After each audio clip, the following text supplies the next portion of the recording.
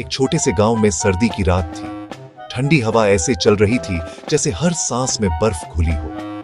आसमान में तारे चमक रहे थे, लेकिन जमीन पर ठंड से सब कुछ सन्नाटा ओढ़े था। उसी गांव के पुराने पीपल के पेड़ पर बैठी थी एक छोटी सी मैना। उसके पंख कांप रहे थे, आंखों में डर था, क्योंकि ये उसकी जिंदगी की सबसे ठंडी रात थी।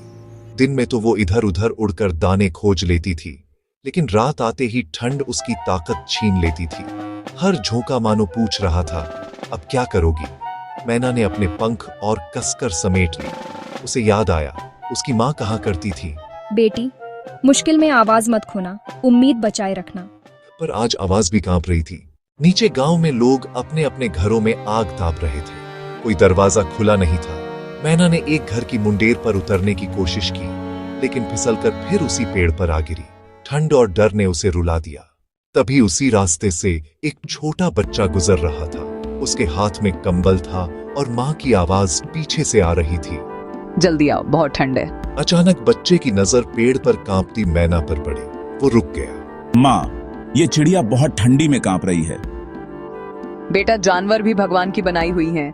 बच्चे ने बिना कुछ सोचे अपने कंबल का एक छोटा टुकड़ा फाड़ा और पेड़ के नीचे रखी मिट्टी की टूटी हुई हांडी में रख दिया। ये इसमें बैठ जाएगी। मैना डरते डरते नीचे आई। पहली बार उसे गर्माहट महसूस हुई। हांडी छोटी थी, पर सुकून बड़ा। उस रात मैना पहली बार ठंड से नहीं कांपी, वो उम्मीद से सोई। सुबह सूरज निकला। मैना ने अपने पंख फैलाए और आसमान में उड़ते हुए चहचहाई। उसकी आवाज में अब डर नहीं था, शुक्रिया था। वो उसी घर की छत पर बैठी जहां वो बच्चा रहता था और मीठी आवाज में गाने लगी। गांव वालों ने कहा, आज मैना की आवाज कुछ अलग है। हाँ, क्योंकि उस आवाज में इंसानियत की गर्मी थी।